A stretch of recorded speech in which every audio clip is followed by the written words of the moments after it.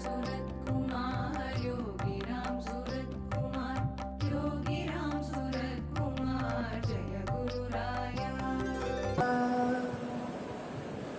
Bhagwan Shri Yogi Ramsuratkumar ki jai.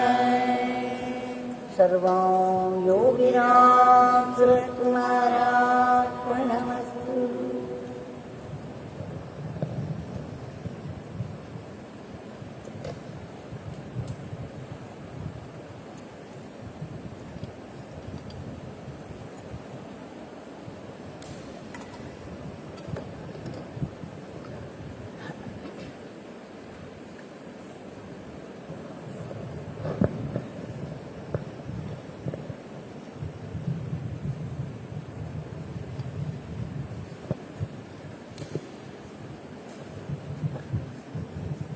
Let us celebrate this grace that made it possible for us to sing His powerful Nama for 1 hour. We could have found 100 excuses for not being able to participate in it. The mind being what it is will create all kinds of gimmicks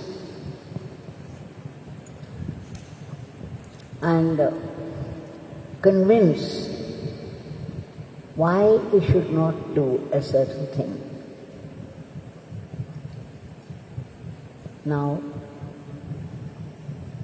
yesterday was Kanchi, the sage of Kanchi, Paramacharya, Shri Chandrasekharendra Saraswati, Mahapariva, the great one.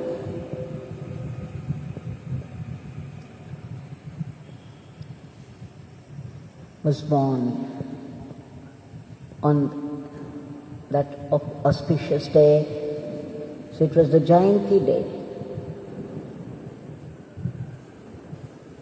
And we could not talk much about it, we could not recall. Yesterday, but today we have some time.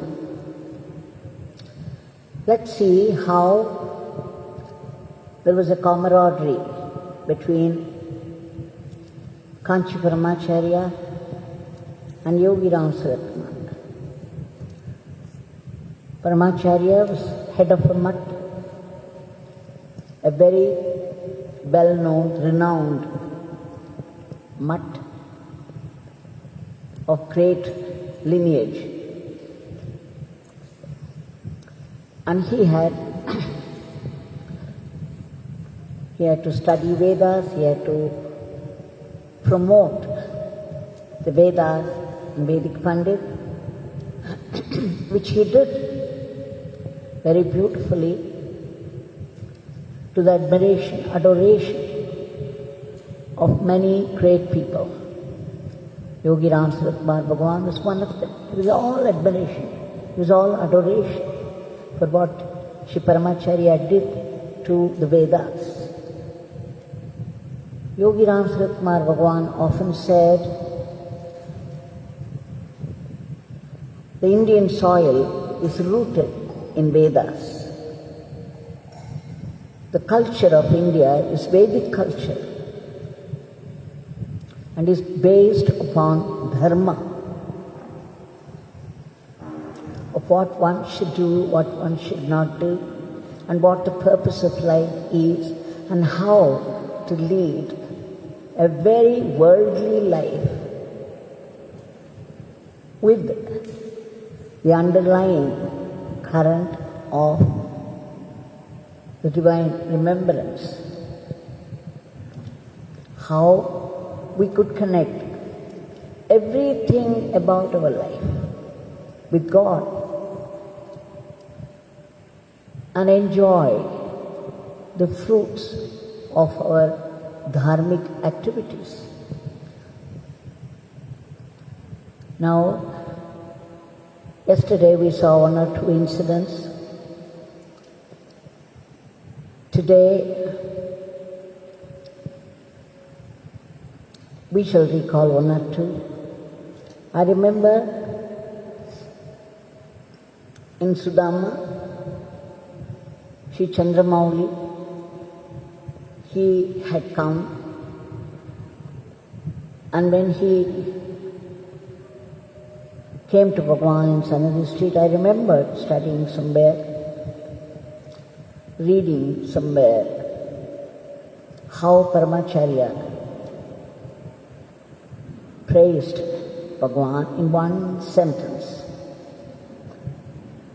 I wanted to make sure that that was the truth. So when Chandramauli ji had come there, I took permission from Bhagwan and then asked Shri Chandramauli ji how he approached Paramacharya and what he said. Bhagwan gave me permission to ask him, and Chandramauli ji said,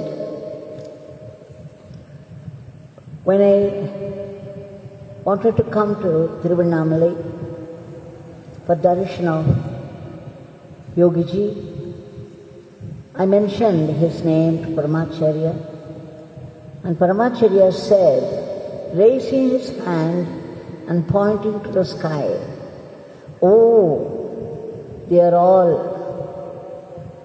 above there. They are all high above us." As soon as Bhagwan heard this from Chandramauli ji, his eyes filled up and there were tears in his eyes, and then he said, "There, do you see how kind of Paramacharya to have said that? How kind he is to this dirty beggar. Just see how humble both were, how they lowered themselves to put the other on the pedestal. This is the quality, the divinity of Mahatma. They have all the power in the world, and yet they would pretend to be a nobody.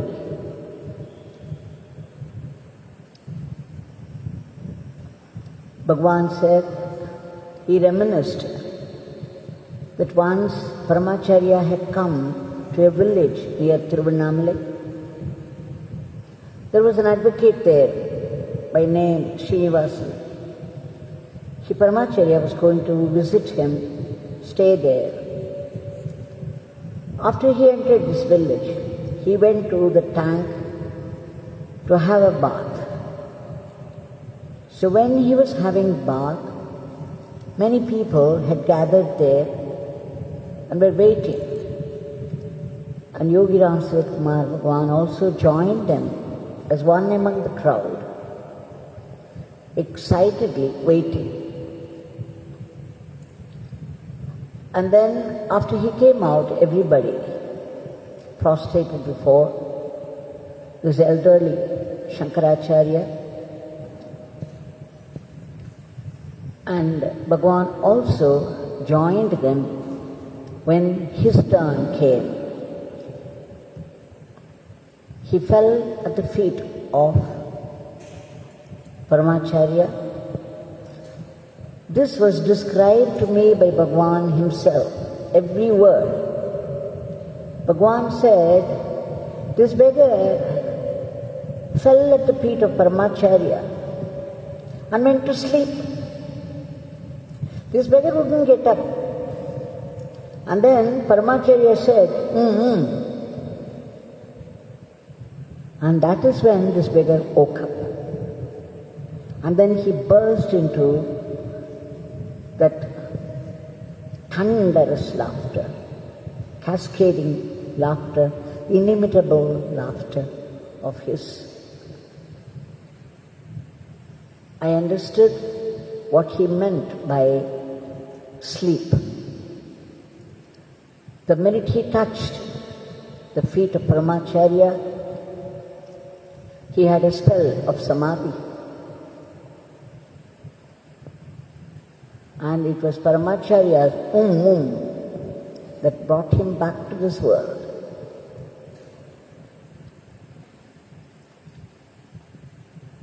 Now, long before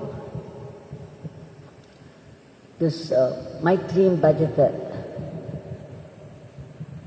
became, I wouldn't say popular, it was popular already, but it was not sung so frequently as one sees nowadays.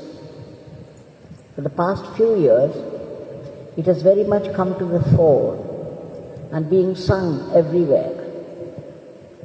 But in the late 80s and early 90s, Bhagwan asked us to sing. He singled out this song by Paramacharya, and he said, blessings of Paramacharya through this song are very much needed by the world. It is the need of the hour. And then he said, we people had to sing it in Sanskrit first, and then give the English meaning, and then the Tamil. And then later it became the Sanskrit version, and then the Tamil version by Raganapati, and then the English meaning. Sometimes Bhagwan would make us sing something like 52 times. I remember we were visiting a place, and for nearly 1.5 hours we were singing this song continuously. Every time we would finish, he would say, start again, start again, start again. I think it amounted to 54 times. And of course in the ashram also he made it a condition to sing once in the breakfast hut, and once in the morning darshan, and once in the evening darshan. It was his favorite song. Why? This song was a song of benedictory message from Shri Paramacharya. It was written 1966. The UN, the United Nations, it was celebrating the 50th anniversary, and they had invited Srimati Amma Subbulakshmi Amma, the Bharata Ratna, Srimati Amma Subbulakshmi Amma. Immediately, Srimati Amma Samma took it straight to Paramacharya, showed it to him,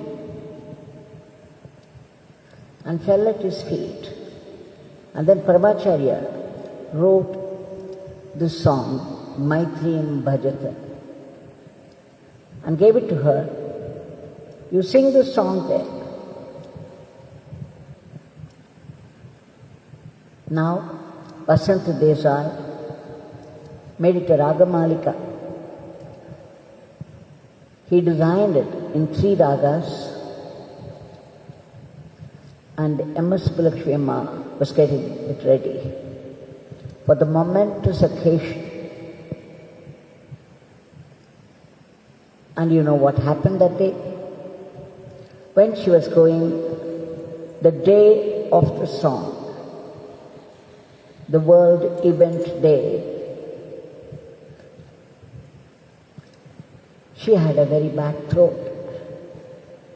And what was more, she had shortage of breath. She was trembling with fear. My God, what if I go and spoil this? What a message. It is the great blessing of the great Acharya to be presented to the entire world. And here I have a bad throat and I am breathless. How am I going to render it? She panicked. Even after she reached the stage, she was not sure how she would render it. She was trembling with panic, and she prayed to Paramacharya himself. She started Maithreem, and then the miracle happened. She regained her old charming voice, and it sounded sweeter than ever. She sang in full swing. Every delegate there was already given a translation of the song. So with that, when they heard her sing, the effect was electrifying. When she finished it, people had tears in their eyes. The delegates, many delegates, some of them were sobbing, some of them had tears trickling down their cheeks, and some openly wept, completely moved by the profundity of the song. And there was a standing ovation. It's somewhat similar to how Swami Vivekananda exploded his message upon the Parliament of Religions, and the standing ovation he received unexpectedly. When the divinity calls out, bursts upon the world with its mighty strength, these momentous events become history. So you see, it is very profound, and I thought we could just go through the meaning of the few lines of the songs, depending upon the time. One of the sentences, we had already seen, Dhamyata Datta Dayatvam Janata. We had seen it the other day. Now we should start with the first one. It says, Maithreem Bhajatha Akhila Hrijayatri. Maithreem is friendship. Bhajatha, meaning you could say practice. Practice, cultivate friendship. Akhila Hrijayatri. To win over the hearts of everyone. The hearts of all. To conquer the hearts of all. Cultivate friendship. What a beautiful lyric it is. He says cultivate, because the human mind being what it is, it's very difficult to exercise love without any expectations towards others. We so naturally love ourselves the most. But when it comes to others, always, there is some expectation behind it. And if people don't come up to that expectation, the friendship breaks down. We cannot be blamed because that is the way we have been designed by the Divine. The Divine has put the ego in all of us, and the very nature of the ego is selfishness. we can only show selfish love towards other people, which is what we call attachment. But the true love doesn't expect anything at all. It expects only the happiness of the loved one. It finds its happiness in the happiness of others. So how can we develop this love? How can we practice, cultivate this love? In my practical experience, I have seen this. As long as we think that each one is different, a separate entity, a separate person, with his own characteristics, likes and dislikes, and ideas, idiosyncrasies, very difficult to love all. But we have love for our Bhagwan. If we begin to do everything for the sake of Bhagwan, for the sake of our Gurunath, for the sake of our Gurudev, Yogi Ramsuratkumar, you stop expecting anything from others. Because doing some good to somebody for the sake of Yogi Ramsuratkumar, it becomes a very private affair between you and Bhagwan. It has nothing to do with the receiver. No matter how he is, we are doing it in order to please Yogi Ramsuratkumar. Whatever help, whatever service we render to other people, if we have this as the foundation for our seva, then it doesn't matter how the one that receives it reacts. We are doing it only to please Bhagwan, and then it finds its own fulfillment in that. The very act becomes its own fulfillment. You don't demand anything for the seva, because the very seva, the opportunity that's given to you to do seva, is in itself its fulfillment. Why? It's going to put a smile in the face of Bhagwan. Bhagwan is going to be pleased. You just offer a cup of water to a thirsty one, you will find Yogi Ramsuratkumar's gaze behind the thirsty one, smiling to you.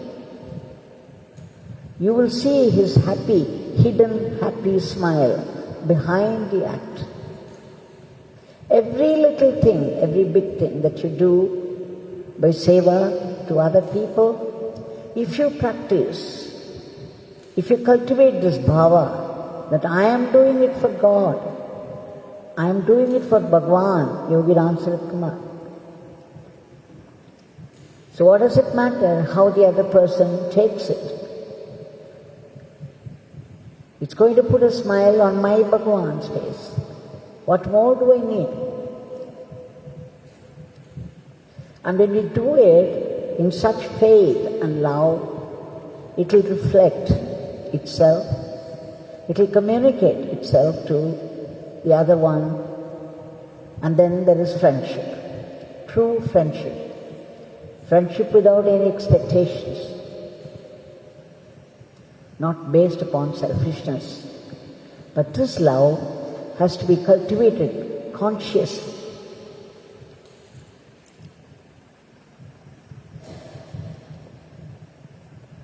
So when we see it in many places. You see, I gave him so much money only yesterday, and today that man is not bothered with me. He doesn't even recognize me. He doesn't salute to me. You recognize the help that you have given. The one who received it forgets it. Recently I said what Swami Shivananda of Rishikesh said when a foreign reporter asked him, what is the difference between man and God? Pat came the reply from Swami Shivananda. God gives and forgives. Man gets and forgets. So we all get everything from God and then we forget. We forget to be grateful. So if you think you are the giver, you will always be disappointed because the receiver may not respond the way you expect. So the only way to avoid this negativities is to do everything for the sake of God, for the sake of our Gurudev, our Sadguru, Bhagwan Yogi Ramsuratkumar. This is what I have found in my experience. The minute you do it, you will find Bhagwan smiling. I assure you, every little seva, every big seva that you do to others, without fighting with them, without getting bitter over something, just with a smile, if you can do to others, you would find the divine smiling back to you. The man who receives it may abuse you even after receiving it. It doesn't matter. We are getting a more profound smile, more rewarding smile from the divine. Now let's go to the second one. Atmavadeva paranapi pashyata. Look upon others as thyself. Love, treat others as you would like to be treated. Now again, this has a very profound truth behind it. When can we treat others as equal to ourselves? When can we look upon others as equal to us? It's only when we know the foundation truth behind this. There is only one divinity. The other day I was saying that in each one's heart, in each jiva's heart, there is this Paramatma, this pure awareness. It is Prajnapurvak. Paramatma is seated right in the middle of the Jivatma. The soul of the individual carries this Paramatma. And it's because Paramatma is there, the individual soul is able to live on. And because of this, the body is functioning. Because of the presence of the Supreme inside us, there is breath. And our every breath is rooted in this Paramatma. This is what I've been saying, the Chaitanyam within. Every breath, the in-breath, the out-breath. It is the divine that has put the breath in the first place, and it is the divine that is activating it, sustaining it. But for this sustenance, where would we be? The breath that goes out, where is the guarantee it will come back? Today we see how people get breathless, and then the special oxygen has to be given. It is the divine that's doing it in the name of the virus. Everything is pre-planned. It is all part of the divine plan. The divine has a purpose behind it all. We do not know what is involved. We see only the outer manifestations. And what we see is highly disturbing.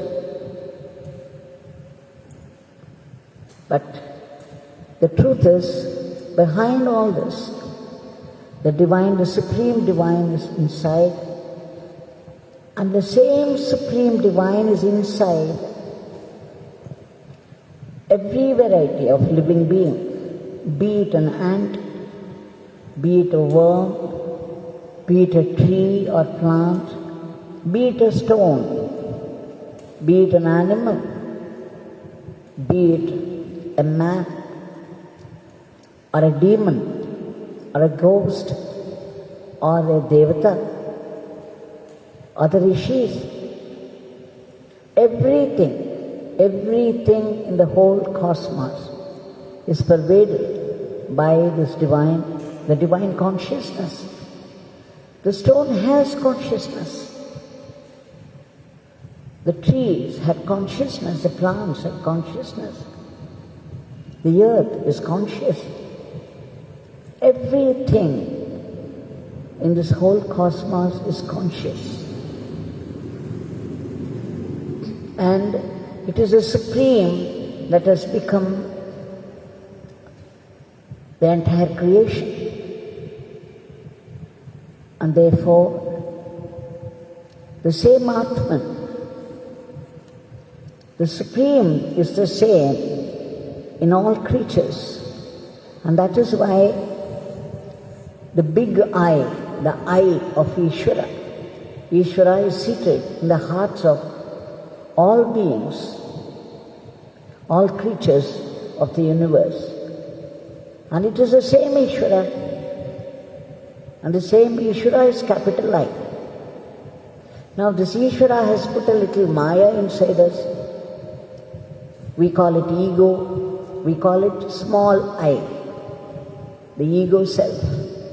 This ego self differs from being to being, but the universal self, inside the supreme self, inside all the creatures, is the same. It's the same in an ant, it's the same in a stone, it's the same in the most dirty, disgusting creature, and in the highest Mahavishnu or Shiva. The same Ishvara.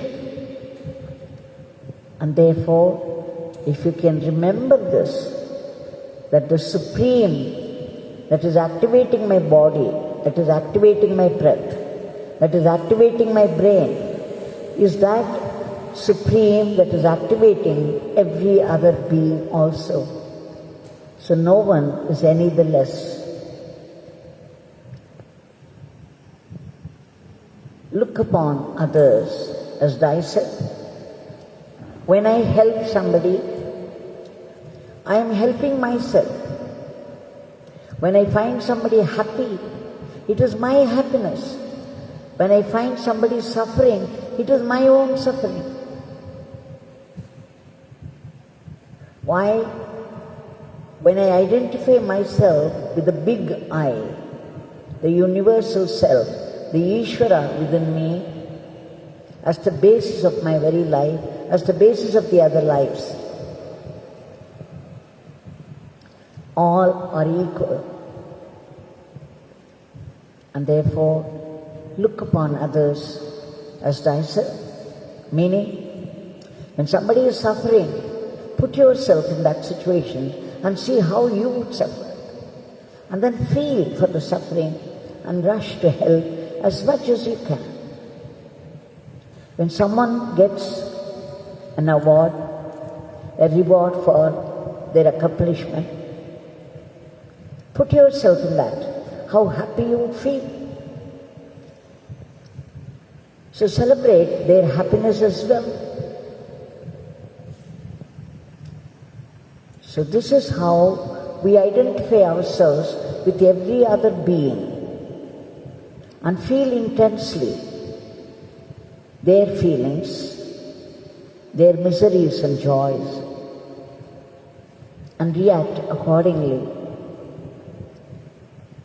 bonded in love and brotherhood. This is the need of the hour. We see frenzied passions, killer competitions, violence.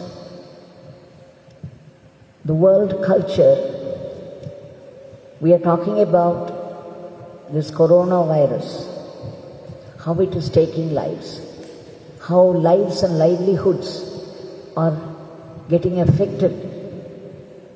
But this virus, the virus of the Western culture, the world culture, is now afflicted with competition, killer competitions and violence. There is no sense of brotherhood at all. There is no sense of love. So this song is very much the need of the hour, and Paramacharya had released a huge blessing upon the world by writing this lyric and making Srimati M.S. Amma sing on the world stage. Now that blessing is continuing to pour more and more blessings upon people wherever the song is being sung. Added to it, our Bhagwan Yogi Ramsuratkumar's blessings. He felt the profundity of the depth of the truth of the song in the depths of his being and added his blessings. So the two spiritual giants, the blessings of these two spiritual giants would follow those who take up this song and sing, absorbing its meaning deep inside and wishing every line of this lyric to be the practical truth. So let's remember that we have to cultivate love. You can even pretend a love that you don't feel. Even this pretension of love is no hypocrisy, because love is a divine quality, so it becomes sadhana. And treat others as you would like to be treated. Look upon them as your own self. Put yourself in their situation and feel for the fellow beings. Now to this Bhagwan, who blessed this song again and again by making us sing. Every time anybody who sings this song is spreading the blessings of Shri Paramacharya of Kanchi and Yogi Ramsuratkumar of Tiruvannamalai. Two spiritual giants. Now Bhagwan Yogi Ramsuratkumar is here in front of us. Let us appeal to his generosity. Bhagwan, we seek your immediate divine intervention to free the entire humanity in general and India in particular from these monstrous viruses and bring back normalcy in every aspect of life. And Bhagwan, kindly uproot the panic from the hearts of people and all the negativities. Stop the spread of the disease immediately. And enter those medicines so that the medicines will work and cure the viruses in entirety. And all these people in distress, anxiety, miserable for lack of rooms, facilities available in the hospital, please reach out to them. By your grace, let them get whatever they need and get well soon and come back home safe and sound. And Bhagwan, all those Tyagis who are sacrificing their everyday comfort at the very risk of their life in order to fight the disease for the sake of other lives, please give them protection and all-round welfare. We beg you again for a boost to economy, because we know how lives and livelihoods are at stake.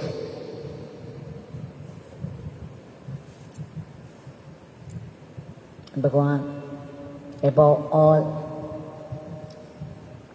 if we have to understand and be rooted in the benedictory message of Paramacharya of Kanchi, we need a huge blessing from you. Please bless us with constant remembrance of your name. Please bless us with the right attitude to life. Please bless us to be a good instrument in your hands, and that with gratitude.